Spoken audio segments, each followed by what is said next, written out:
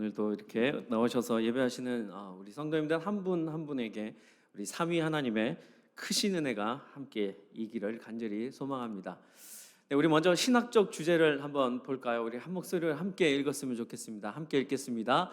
나사렛 예수님이 성경의 예언을 성취하시고 죽은 자 가운데서 살아나셨습니다. 아멘. 여러분들은 저 말씀을 믿으시죠? 네, 저도 믿음으로 고백하고 있습니다. 여러분 혹시 나오는 이 영화를 보신 적 있으십니까? 영화의 포스터인데요. 리즌이라는 영화입니다. 영화가 예수님의 그 부활을 이야기한 부활을 소재로 한 만든 그런 2016년도에 개봉한 영화입니다. 이 감독이요, 부활을 조금 다른 관점에서, 조금 다른 시점에서 이렇게 보았습니다. 그래서 굉장히 잘 표현하였고 해석한 영화인데요. 이 영화의 주인공은 저기 지금 나와 있는 로마 군대 장교가 주인공입니다. 예수님의 부활 영화이지만 예수님은 몇 장면 나오지 않고요. 저 로마 군대 장교가 주인공이 되어집니다. 저 로마 군대 장교가요, 예수님의 죽음을 바로 눈앞에서 지켜보게 됩니다. 그리고 그 십자가 바로 옆에 있는 그 병사에게 명령을 하여서 예수님의 그 옆구리에 창을 찔러라고 명령하는 사람이기도 합니다. 그 사람이 그 이후에 예수님이 죽은 모습을 보고 숨을 거두신 모습을 보고 그 시신을 걷어서요, 정말 확실하게 목숨이 끊어졌는지까지 확인을 하고요, 그리고 무덤에 안치까지 합니다. 그리고 그 주변에 함께 있던 병사들과 함께 그 큰 돌을 힘을 다하여서 밀어서 그 무덤 앞에 딱 맞고요, 그 무덤과 옆에 있던 바위들을 밧줄로 연결해서 꽁꽁 묶습니다. 그리고 꽁꽁 묻은 그 매듭에 인까지 칩니다. 로마 장교의 인, 그 도장까지 확실하게 찍어버립니다. 아무도 그 무덤을 열 수 없다라는 것을 보여주는 것이죠. 그랬지만 저렇게 인간들의 노력으로 인하여서 예수님을 확실하게 죽음으로 몰아가려고 했지만, 우리가 지금 방금 읽은 이 성경의 말씀처럼, 또 우리가 너무나 잘 알고 있는 것처럼, 또 우리가 고백하고 있는 것처럼 예수님은 부활하시죠. 우리가 다 잘 알고 있는 대로 돌은 옆으로 굴러져 있습니다. 예수님은 그곳에 계시지 않습니다. 예수님의 시신이 없어진 것을 알고 있던 유대 종교 지도자들, 빌라도 총독을 찾아가게 되죠. 그리고 자신들에게 유리한 상황으로 만들어서 결론 내어주지 않으면, 그렇게 재판해 주지 않으면 나는 밀란을 일으킬 것이다, 협박까지 하게 됩니다. 그래서 지금 방금 보셨던 그 장교가 그 사건을 해결해 나아가는 그 과정, 그것이 일어나는 일들이 영화의 주된 줄거리입니다. 조사를 하다가요, 어느 날 하나의 첩보를 듣게 됩니다. 예수님과 또 민심을 어지럽히고 있는 그의 제자들이 어느 한 지역에 모인다는 이야기를 듣게 됩니다. 그래서 많은 군인들을 대동하고요, 몰래 숨어서 그 집을 찾아갑니다. 그리고 그 로마 군대 장교가 칼을 빼들고 마치 이 집인 것 같다라고 의심이 되는 촉이 오는 그 집 앞에 들어가서요, 문을 칼로 밀어 열어버립니다. 그리고 그 안에 있는 모습을 보고 로마 군대 장교는 눈이 휘둥그레집니다. 그리고 그가 들고 있던 그 칼을 그 자리에서 떨어뜨리게 되어집니다. 문을 여는 순간 그곳에 누가 있었겠습니까? 예수님의 제자들과 함께 예수님께서 부활하신 모습으로 살아 계셨던 것이죠. 손에는 못자국이나 있으셨고요, 또 손에는 떡을 들고 제자들과 함께 나누고 있었습니다. 분명히 그 로마 군대 장교가 보았습니다. 그리고 확인했습니다. 예수님이 확실하게 숨이 거두어지신 것을요. 그런데 절대 믿을 수 없었던, 아니 내가 절대 믿지 않으려고 했던, 그리고 그 민심을 어지럽히는 그 사람들이 다 잘못됐다고 생각하던 그 상황에서 그는 문을 열자마자 예수님께서 버젓이 살아계신 것, 정말 예수님께서 부활하신 그 모습을 보게 되었던 것이죠.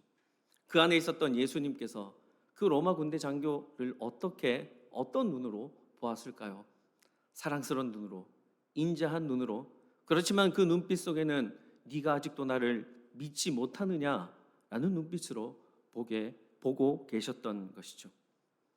그 사건 이후 장교는 자신이 떨어뜨릴 수밖에 없었던 그 칼처럼 자신의 목숨과도 같았던 로마 군대 장교의 직을 내려놓게 됩니다. 그리고 그는 길을 떠납니다. 그 예수님을 다시 만나기 위해서. 그리고 자신이 직접 경험했던 그 예수님을 전하기 위해서, 복음을 전하기 위해서 떠나는 장면으로 그 영화는 끝이 나게 됩니다.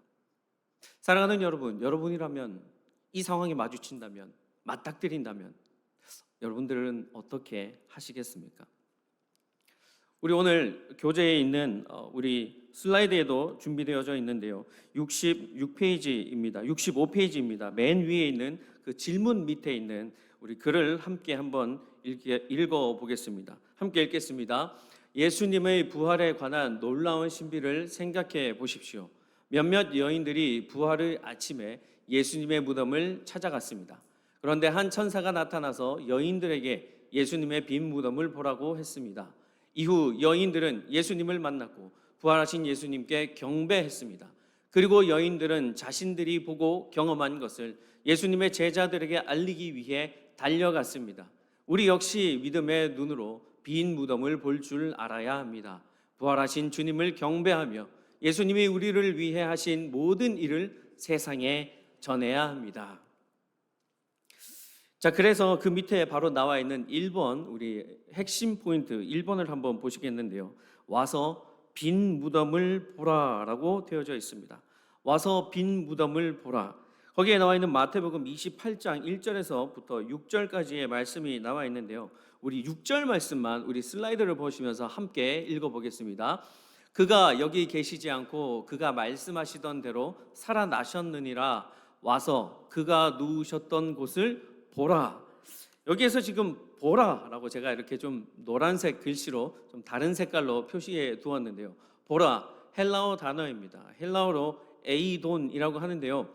시각적인 의미로 보다라는 그런 뜻도 있지만 감각적인 의미에서 누군가를 주목하다, 또 혹은 누군가와 함께 경험하다, 혹은 누구누구와 만나다라는 뜻도 함께 포함하고 있는 단어가 바로 이 에이돈입니다.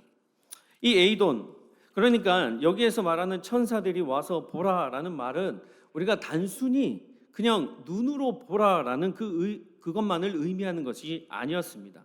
부활하신 예수님께서 누우신 곳에 계시지 않는 것을, 그 누우셨던 곳을 우리가 지금 육적인 눈으로는 볼 수 없지만 그것을 영적인 눈으로 너희들이 느낄 수 있고, 또 지금 그곳에 육체적으로는 누워 계시지 않지만 영적인 시선으로 본다면 너희가 이미 부활하신 예수님을 만난 것이다, 너희가 예수님을 이미 본 것이다라는 그런 의미까지도 담고 있는 것이죠. 와서 보라이지만 와서 본 그것, 거기에 아무것도 없는 그것을, 그러나 그 속에 담겨져 있는 예수님께서 진짜 부활하셨다는 것을 믿으라라는 의미가 담겨져 있는 것이죠. 부활하신 예수님, 그 누우셨던 자리에 계시지 않고 이미 부활하셔서 살아 역사하신 주님을 믿음의 눈으로 볼 수 있어야 한다는 뜻으로 해석할 수 있다는 것이죠. 우리 66페이지를 한번 보실까요? 66페이지 맨 밑에 쪽에 보면 회색 박스가 있습니다. 그 회색 박스 옆에 보시면 위에서 네 번째 줄입니다. 위에서 여섯 번째 줄입니다. 죄송합니다. 위에서 네 번째 줄입니다. 그들은 장례식을이라고 보이시죠? 그들은 장례식을 준비하기 위해 예수님의 시신에 향품을 발라드리러 갔습니다 라고 이렇게 기록되어져 있는데요. 이것은 여인들이 예수님의 시신에 향품을 바르기 위해서 갔던 것을 의미하는 것이죠. 이것이 말하는 것은요, 무엇을 말하는 것이냐면 예수님이 이미 돌아가셨다라는 것을, 또 그래서 그 여인들이 이미 낙심하고 낭망하였다라는 것을 이미 의미하고 있는 것입니다. 예수님께서 정말 말씀하신 대로, 우리에게 약속하신 대로 정말 3일 이후에 살아나셨다라는 것을 그들이 믿었다면 여인들은 향품을 들고 가지 않았을 것입니다. 향품을 들고 갔다는 것은요, 제사, 즉 장례를 준비하기 위함이었던 것이죠. 사랑하는 여러분, 이와 같은 죽음과 같은 상황, 희망이 끊어지고요, 정말 소망이 없어진 그런 절망뿐인 상황에서도 예수님께서는 우리에게 희망이 되신다는 메시지를 우리에게 던져주고 있는 것이죠. 우리에게 믿음을 주시는 주님께서 천사를 통해서, 말씀을 통해서, 주변에 하나님께서 세우신 그 사람을 통하여서 늘 언제나 우리에게 말씀하여 주십니다. 와서 보라고 말입니다. 그리하여서 믿으라고 말입니다. 그리하여서 나를 신뢰하라고 항상 말씀하여 주시는 것이죠. 죽음에서 다시 생명이 되셔서 우리에게 영원한 생명을 주신 주님을, 바로 나를 믿으라라고 우리에게 항상 말씀하여 주시는 것이죠. 우리에게 더 큰 믿음을 요구하실 때도 있습니다. 요한복음 20장 27절에서 29절의 말씀인데요. 도마에게 이르시되 내 손가락을 이리 내밀어 내 손을 보고 내 손을 내밀어 내 옆구리에 넣어 보라. 그리하여 믿음 없는 자가 되지 말고 믿는 자가 되라. 도마가 대답하여 이르되 나의 주님이시요 나의 하나님이시니이다. 예수께서 이르시되 너는 나를 본고로 믿느냐? 보지 못하고 믿는 자들은 복되도다 하시니라. 주님께서는 때론 우리에게 이와 같은 큰 믿음, 이와 같은 믿음을 바라고 또 요구하고 계십니다. 눈앞에 펼쳐진 상황, 그 환경으로 인해서 내 믿음이 약해질 때에도 언제나, 어제나, 오늘이나 내일이나 우리 곁에 변함없이 계시는 그 주님이 계시다는 것을 우리 모두가 믿기에 우리의 인생이 복된 것이죠. 이어서 핵심 포인트 두 번째입니다. 핵심 포인트 두 번째는 부활하신 주님을 경배하라라고 되어 있습니다. 68페이지 가장 위쪽에 있습니다. 맨 위쪽에 있습니다. 부활하신 주님을 경배하라. 그리고 그 바로 밑에 나와 있는 28장 7절에서 9절까지의 말씀을 제가 한번 읽어보겠습니다. 눈으로 한번 따라와 보십시오. 또 빨리 가서 그의 제자들에게 이르되 그가 죽은 자 가운데서 살아나셨고 너희보다 먼저 갈릴리로 가시나니 거기서 너희가 배우리라 하라. 보라, 내가 너희에게 일렀느니라 하거늘 그 여자들이 무서움과 큰 기쁨으로 빨리 무덤을 떠나 제자들에게 알리려고 다름질할세. 우리 9절은 함께 읽어보겠습니다. 예수께서 그들을 만나 이르시되 평안하냐 하시거늘 여자들이 나아가 그 발을 붙잡고 경배하니. 7절에서 8절까지 제가 읽었던 그 부분은 천사가 여인들에게 한 말이었습니다. 여러분, 아직 해가 밝기 전에 그 새벽에 무덤가에서 누군가를 만난다는 것은 굉장히 공포스러운 일입니다. 누군가 그 어두컴컴한 그곳에서 아무도 없다는 생각을 하고 갔는데 그 자리에 누군가가 있다면 굉장히 두려운 상황이었을 것입니다.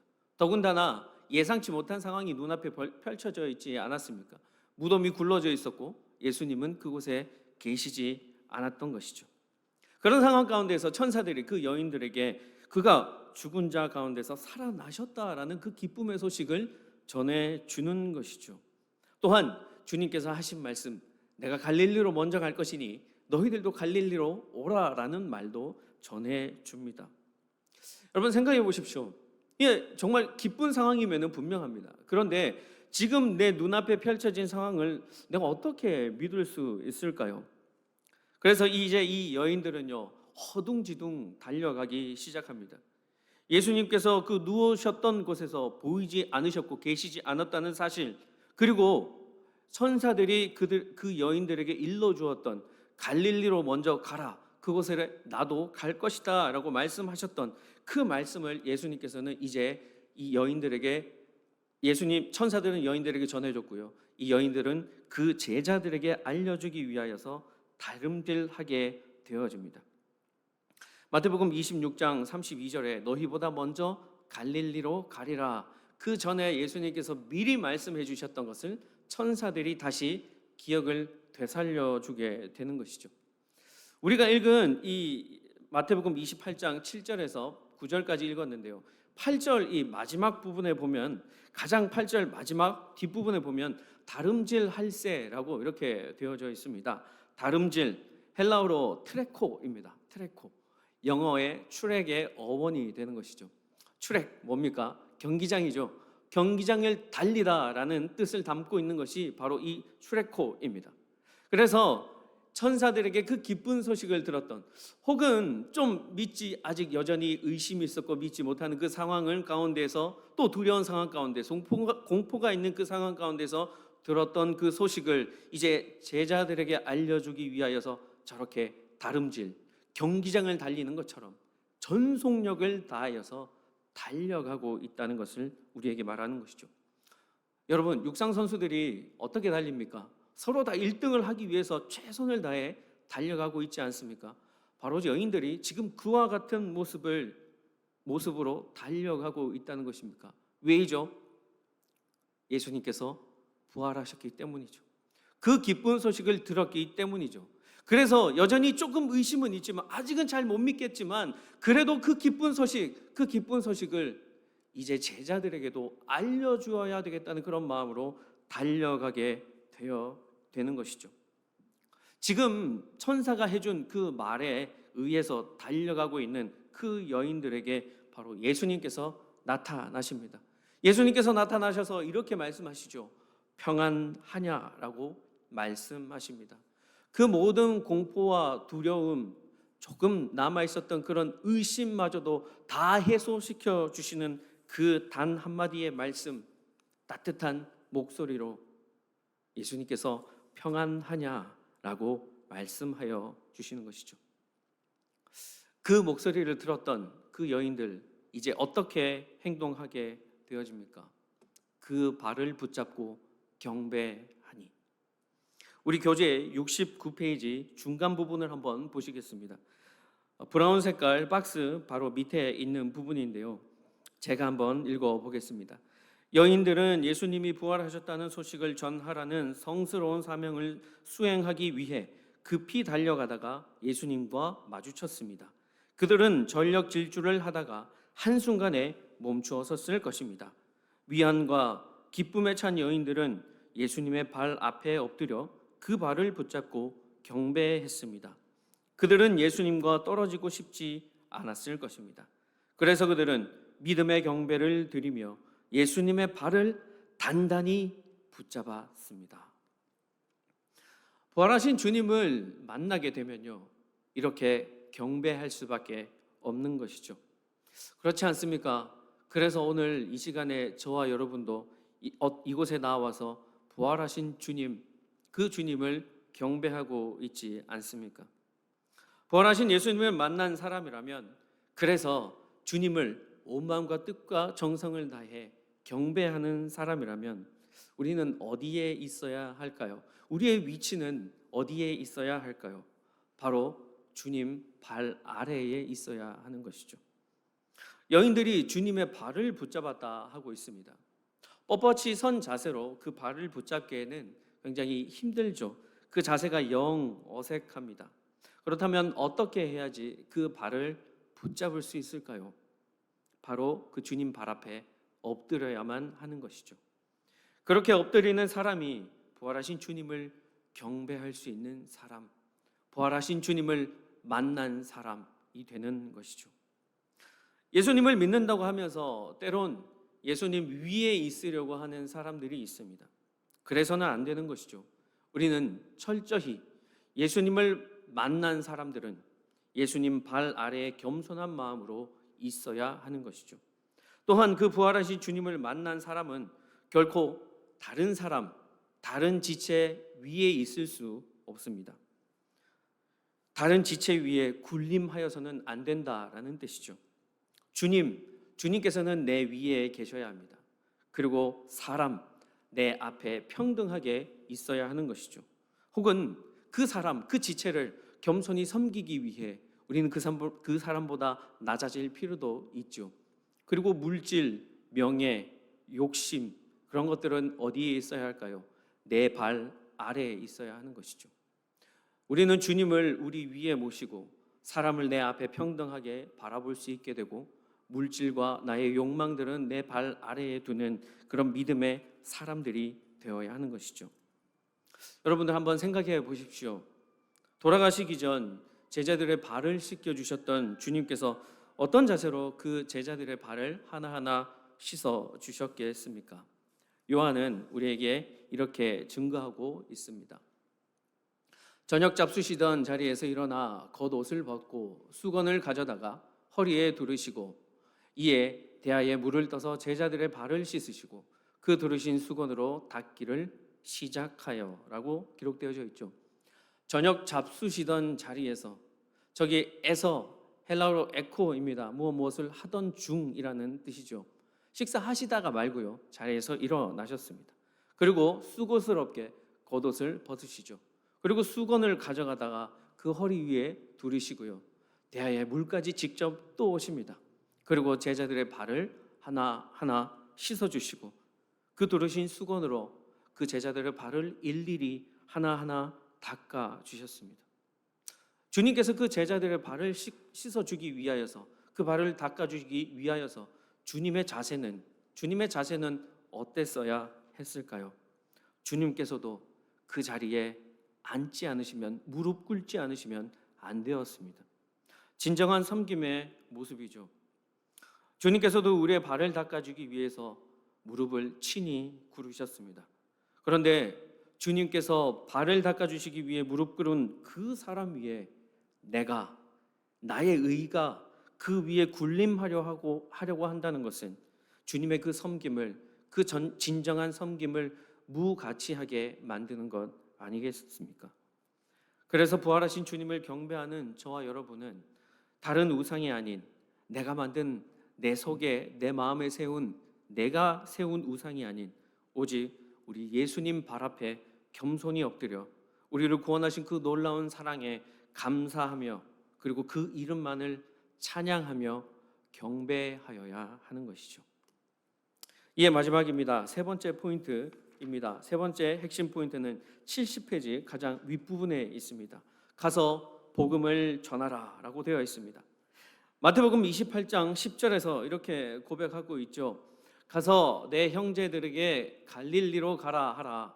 거기서 나를 보리라 하시니라. 저기 갈릴리로 가라 하라에 제가 또 다른 색깔로 하이라이트를 해 두었습니다. 하라, 헬라어 단어로 아팡겔로입니다. 통지하다, 소식을 전하다라는 것입니다. 전해야 한다. 자, 무엇을 전해야 할까요? 주님께서 갈릴리로 간다는 그 소식을 전해야 하는 것이죠. 그런데 지금 제자들이 인지하고 있는 그 주님의 상태는 어떠한 상태입니까? 제자들이 알고 있고 제자들이 지금 인지하고 있는 주님의 상태는 여전히 그 무덤 속에 계속 누워 계신다, 깨어나시지 않으셨다, 다시 살아나지 부활하시지 않으셨다라고 생각하고 있죠. 그래서 이 모든 것이 끝났다고 생각하고 그들은 낙심 가운데 있었을 것입니다. 소망과 희망, 그 어떤 단 하나의 작은 기회조차 그들에게 남겨져 있지 않다라고 그들은 생각했을 것입니다. 각자의 모습으로 어떤 제자는 넋을 잃고 털썩 주저앉아 있었을 수도 있습니다. 또 어떤 제자는 죄책감으로, 또 어떤 제자는 주님께서 살아계실 때, 주님께서 나와 함께 계실 때 주님 말씀 좀 더 잘 들을 걸이라고 후회하고 있는 제자도 있었을 것입니다. 그런데 지금 이 여인들이 이러한 모습으로 낙심하고 낭망하고 있는 제자들에게, 모든 소망을 다 잃어버린 그 제자들에게 어떤 소식을 전하라고 하는 것입니까? 바로 주님께서 부활하셨다, 그 기쁜 소식, 주님께서 살아나셔서 너희들에게 미리 약속하시고 언지해 주신 그 갈릴리로 가라, 나도 그곳으로 가겠다, 그곳에서 너와 너희들과 만나겠다라는 그 기쁜 소식을 전하러 가는 것 아니겠습니까? 원래 이 여인들도, 이 다름질해 가고 있었던 그 여인들도 똑같은 모습이었습니다. 그들에게도 희망이 없었죠. 그들에게도 모든 소망을 다 잃어버리고 그저 예수님의 시신만 잘 수습해야겠다는 그런 마음으로 장례를 위해 향품을 들고 갔었지 않았습니까? 그런데 천사로부터 부활하신 예수님의 그 소식을 들었고 무서워하며 기뻐하며 달려가고 있을 때 주님께서 평안하냐 말씀하시며 부활하신 모습으로 그들 앞에 나타나셨죠. 그러자 그들의 모든 낙심과 낭망, 의심은 다 지워져 버리게 되었던 것이죠. 그 반가운 모습을 본 여인들이 해야만 했던 행동, 그것은 바로 주님이 부활하셨다는 그 소식을 전하는 것이었습니다. 그것보다 더 중요한 일은 없었던 것이죠. 죽었다가 다시 살아난 그 기적, 그저 그 기적, 살아났다는 그 기적이 놀랍기 때문이 아니라 죽기까지 순종하신 하나님의 그 말씀을 이루어내신 예수 그리스도, 그분이 바로 복음 그 자체이기 때문에 그분을 전하기 위하여서 달려갔다라는 것이죠. 그래서 그들에게는 산 소망이 생겼죠. 이제 희망이 생겼다라는 것입니다. 그 기쁜 소식을 받은 제자들, 그들은 어떻게 되었습니까? 그들도 이제 다른 사람들에게, 처음 복음의 소식을 전했던 그 여인들이 가지고 있었던 그 마음처럼 이제 그 소식을 들은 제자들도 다른 사람들에게, 여전히 자신들과 같이 소망 없고 희망 없는 그런 삶을 살고 있는 그 사람들에게 복음을 전하기 위하여서 그 남은 여생을 다 쓰지 않습니까? 그 남은 인생들이 전혀 하나도 아깝지 않으면서 그 기쁜 소식만을 전하기 위해 애쓰며 살지 않았습니까? 그들이 복음을 전하러 가서 그들에게 무엇이라 말씀을 전했을까요? 나도 너처럼 용기를 잃고 낙심하고 낭망하고 있었다. 나도 그랬다. 나도 예수 그리스도가 내 안에 없을 때에는 털썩 주저앉아 있을 수밖에 없었다. 그러나 예수 그리스도, 그분이 내 삶에 들어오신 후 나의 모든 삶의 기쁨, 주님께서는 주시는 그 평안으로 내 모든 삶은 바뀌어 버렸다. 이제 너에게도 그 예수 그리스도 복된 소식, 그 복음을 전해주려 한다. 너도 나와 같은 그 평안의 삶을 누리지 않겠느냐라고 그 복음을 전하지 않았겠습니까? 여인들에게 보이신 복음, 그 기쁜 소식을 제자들에게, 그 제자들은 또 다른 사람들에게, 그 사람들이 또 다른 사람들에게, 그 사람들이 또 다른 많은 열방에게, 그래서 오늘 이 자리에 앉아 있는 저와 여러분에게까지, 이것이 부활을 경험한 사람, 그 부활을 주님을 경배하는 사람, 그 사람들이 해야 하는, 아니 하지 않으면 절대 안 되는, 가서 전해야만 하는 그 사명이 되는 것이죠. 교재에서도 잘 말씀해 주고 있습니다. 71페이지 맨 위에서 세 번째 줄을 한번 보시겠습니다. 눈으로 한번 따라와 보십시오. 기쁨과 부활의 메시지에 힘입은 여인들이 예루살렘을 향해 달려갔습니다. 너무 좋아서 꿈인지 생시인지 분간이 안 되는 소식을 안고 갔습니다. 전하라고 하신 소식을 안고 간 것입니다. 그리고 제일 밑에 한번 보실까요? 제일 밑에서 네 번째 줄입니다. 제가 읽어보겠습니다. 모든 이야기에는 적어도 두 면이 있기 마련이지만 진실은 단 한 가지뿐입니다. 여인들은 호주머니는 텅 비어 있었지만 마음은 충만했습니다. 여인들의 입은 다시 사신 주님에 관한 좋은 소식을 전하려는 열망으로 가득했습니다. 여인들처럼 우리도 다시 사신 주님에 관한 좋은 소식을 세상과 공유해야 합니다. 라고 되어 있습니다. 오늘의 핵심 포인트입니다. 여러분 1번부터 한번 다시 보실까요? 핵심 포인트 1번, 와서 빈 무덤을 보라. 저 보라를 와서 보고 믿으라라고 해석할 수도 있다고 말씀드렸습니다. 두 번째입니다. 그 와서 보고 믿게 된 그 부활하신 주님을 이제 경배해라. 주님을 예배해라 라고 되어 있었죠. 핵심 포인트 3번입니다. 가서 복음을 전하라 라고 말씀하게 되는 것이죠. 사랑하는 여러분, 우리가 예수님을 만나고 예수님으로 인하여서 그 부활하신 주님을 만나 주님을 경배하며 또 우리끼리만 그 기쁨을 나눌 수가 없기 때문에 우리는 가서 복음을 전해야 하는 그 사명을 감당하고 있습니다. 예수님을 기쁨으로 경배하는 사람은 꼭 반드시 주변에 있는 사람들에게 전할 수밖에 없습니다. 어떤 사람들입니까? 이미 복음을 알고 있는 사람이요? 아닙니다. 복음을 전혀 들어보지 못한 사람, 여전히 어둠 가운데 희망을 잃고 소망을 잃고 있는 사람들에게 복음을 전해야 하는 것이죠.